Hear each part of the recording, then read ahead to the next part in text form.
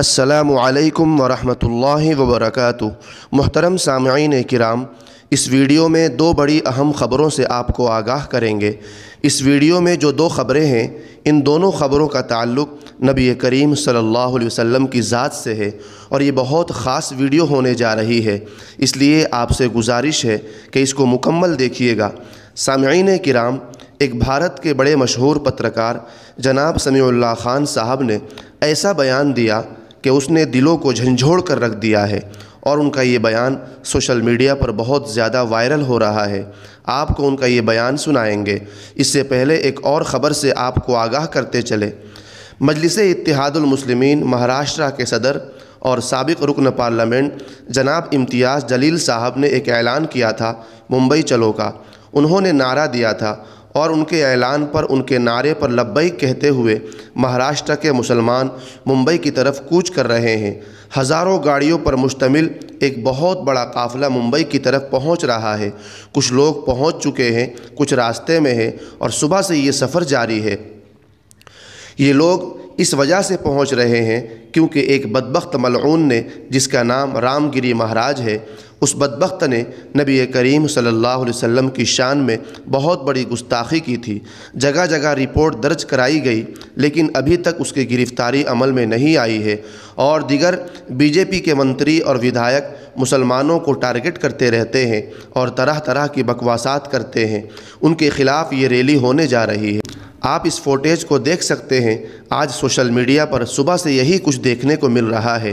یہی تمام تصاویر اور ویڈیوز آج سوشل میڈیا پر دکھائی دے رہی ہے۔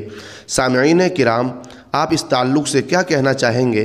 کمنٹ میں ضرور لکھیے گا، اور ایسے ہی ہندوستان کے تمام مسلمانوں کو ہمت دکھا کر اس بدبخت کے خلاف اپنا احتجاج درج کرانا چاہیے، اور اس کی گرفتاری کی مانگ کرنی چاہیے، جس نے نبی کریم صلی اللہ علیہ وسلم کی شان میں بہت بڑی گستاخی کی ہے۔ محترم سامعین کرام، جناب سمیع اللہ خان صاحب نے جو بیان دیا ہے، اسکرین پر آپ دیکھ سکتے ہیں۔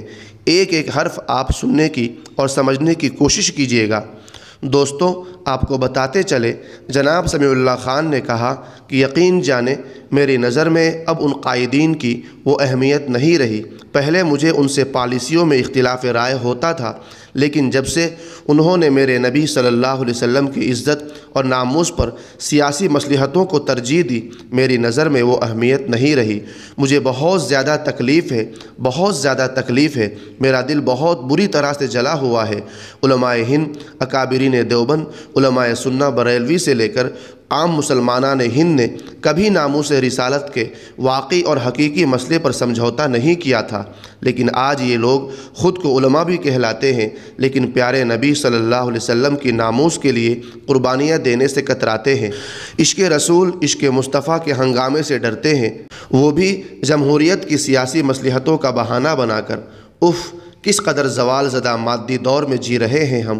ناموس رسالت کے حقیقی مسئلے پر ضروری رد عمل نہیں دینا، یہ بے غیرتی اور نبی سے تعلق میں کمزوری کی واضح علامت ہے، اور یہ نحوست ہے۔ یہ النبی اولیٰ بالمؤمنین من انفسہم سے غداری کا ثبوت ہے۔ میں مر جاؤں گا، لیکن اپنے نبی کی ناموس کے حقیقی معاملات پر کبھی خاموش نہیں بیٹھوں گا۔ اکیلے شور مچاتا رہوں گا، یہاں تک کہ محمد کو اپنا نبی کہنے والی ملت خود کو محمد صلی اللہ علیہ وسلم کا امتی ثابت نہ کر دے۔ یہ کتنی شرم کی بات ہے کہ ہندوؤں کا مذہبی رہنما اللہ کے محبوب رسول حضرت محمد صلی اللہ علیہ وسلم کی شان میں گھٹیا بدتمیزی اور گستاخی کر کے آزاد گھوم رہا ہے۔ مہاراشٹر کا چیف منسٹر ایکناتھ شندے اس کی حمایت میں ہے۔ نتیش رانے اور دیگر ہندوتوادی لیڈران اس کی حمایت میں ریلیاں نکال رہے ہیں۔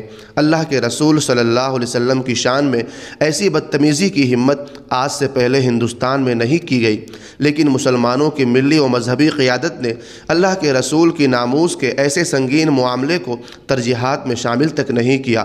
مجھے بتائیے، اس کا انجام کیا ہوگا، اور اس ملک کے مسلمانوں کا کیا بنے گا جو ناموس رسالت کے حقیقی معاملے پر اتنی بھی کوشش نہیں کرتے کہ گستاخ کو گرفتار کرا دے؟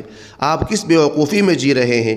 آپ کو یہ کیوں لگتا ہے کہ جس قوم اور اس کی قیادت کو اس کے نبی اور رسول کے ناموس کے سلسلے میں اہمیت حاصل نہیں، اسے دیگر مسائل میں کامیابی مل جائے گی؟ دیکھ لینا، یہ سب سراب ثابت ہوگا۔ ارے بھائی، اللہ کے نبی کے ناموس کو اتنی بے دردی سے نظر انداز کرنے والی قیادت کو اللہ کے की मदद कैसे हासिल हो सकती है। मैं 1 महीने से आवाज़ लगा रहा हूँ, खतूत भी लिखे, लेकिन उन लोगों की नज़र में मेरे नबी सल्लल्लाहु अलैहि वसल्लम की नामूस पर सरीह गुस्ताखी का संगीन क़ज़िया उनके सियासी हिकमतों से ज़्यादा अहम नहीं है। फिर थक हार कर हमने तुर्की व कतर के हुकूक़ इंसानी वाले आम मुसलमानों से नामूस रिसालत के इस मसले पर कुछ करवाने की कोशिश की, क्योंकि नामूस रिसालत का मामला सब मुसलमानों का मसला है। हम पर यह फ़रीज़ा है कि गुस्ताख को गिरफ़्तार करवाए। मैं चाहता हूँ कि अल्लाह के फ़रिश्ते पंडित रामगिरी की तरफ से नामूस मुहम्मदी पर हमले के मामले में मेरे इन जज्बात को महफूज कर ले, मेरे आका तक पहुँचा दे, और मुअर्रिख़ जब इस वाक़े पर मिली कायदीन के बेहिसी और ईमानी बेगैरती को लिखेगा, तब वो मेरे इन जज्बात को भी मेरे जैसे मुसलमानों की जज्बात कैफियत के तौर पर दर्ज करे।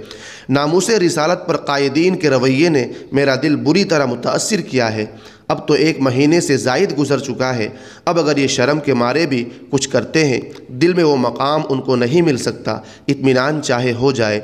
जो लोग नामूस रिसालत के मसले को नज़रअंदाज कर सकते हैं, उनसे आखिर मेरा दिल कैसे मिल सकता है। तो सामीन मोहतरम, जनाब समीउल्लाह ख़ान साहब ने ये इस तरह का बयान दिया है और उनका ये बयान सोशल मीडिया पर बहुत ज़्यादा वायरल हो रहा है।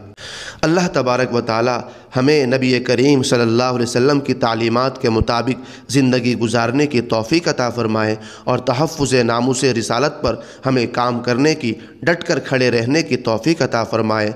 आमीन। सामीन मोहतरम, आपसे गुजारिश है कि अभी तक हमारे चैनल को सब्सक्राइब नहीं किए हैं तो सब्सक्राइब कर लीजिए और घंटी के निशान को भी दबा दीजिए। शुक्रिया, जज़ाकल्लाहु खैरा।